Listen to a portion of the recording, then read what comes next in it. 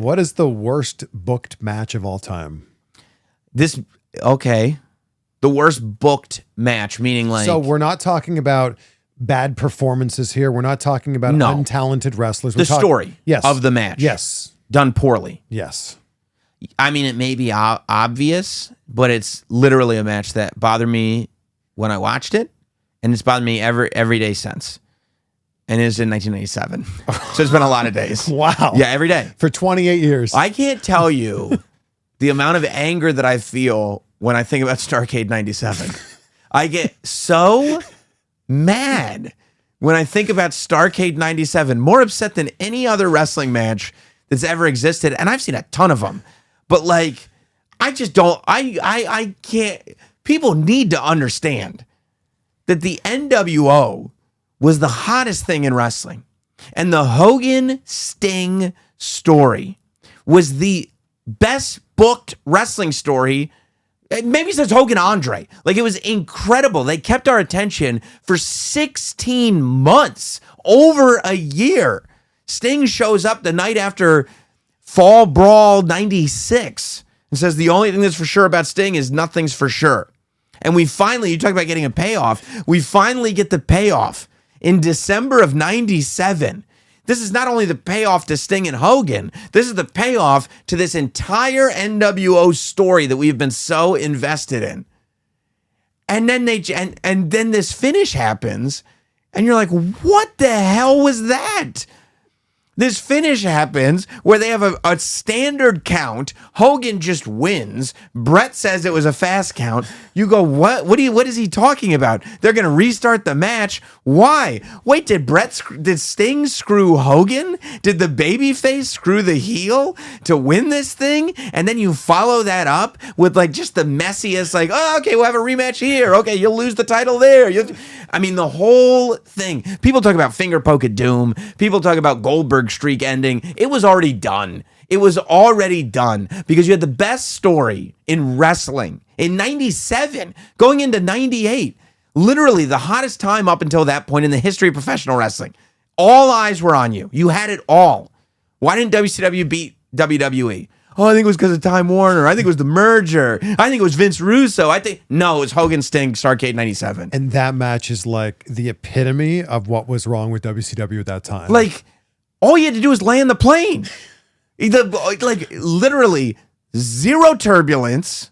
And by the way, we were willing to look past everything on the way there. Any sort of wonky, anything. Nobody cared. Age in the cage. Nobody cared. It was all good.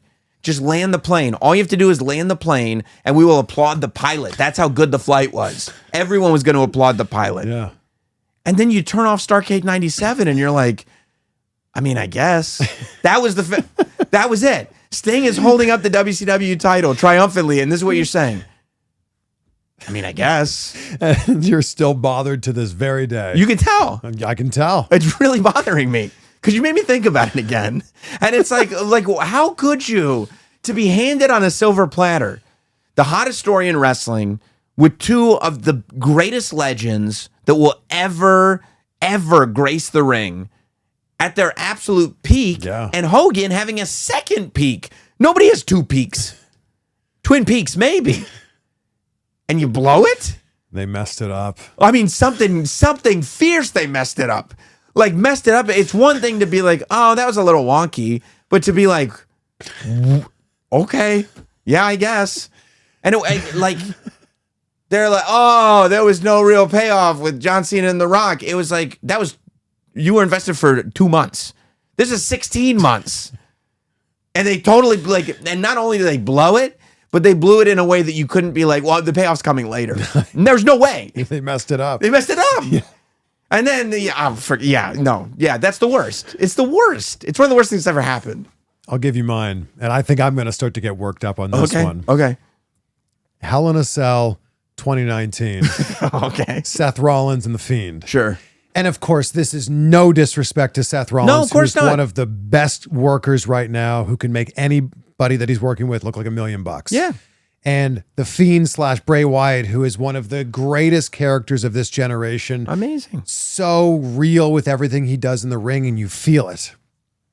They're wrestling each other for the very first time inside Hell in a Cell. So already you're like, okay, I got questions. Well, that doesn't make any sense. This should be saved for the end. Like, we've already had this kind of match and this kind of match and this kind of match. Sorry, it's October. Hell in a Cell time. So then the match starts and the red lights stay on? Stay on. Stay on for the whole match? Whole match. They make it.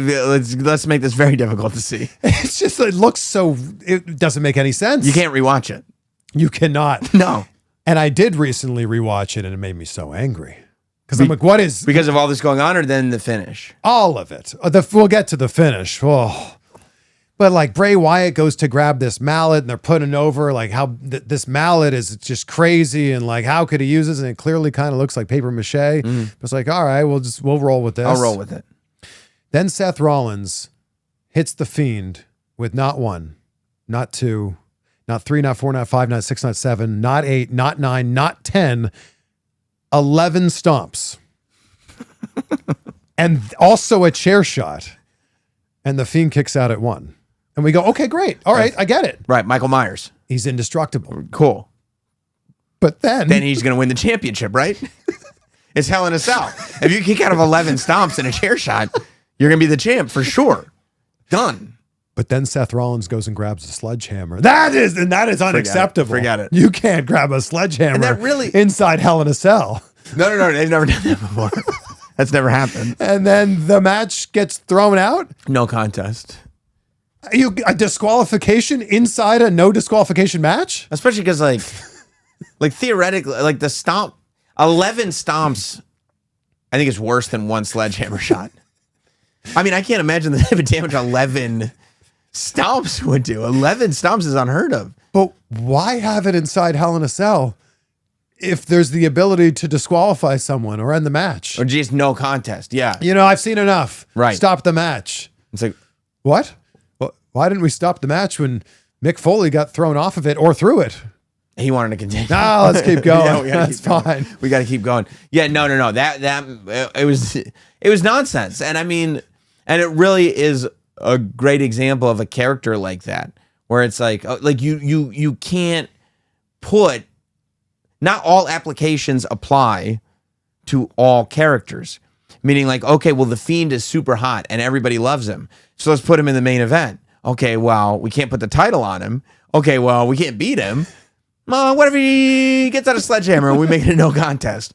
Sir, it's a Hell in a Cell match. Yeah, I know. You can't have a sledgehammer, though. Are you sure you know? Yeah. Okay. Yeah, no, that one is 100% absurd. That one, I think, is fair to be put into that conversation.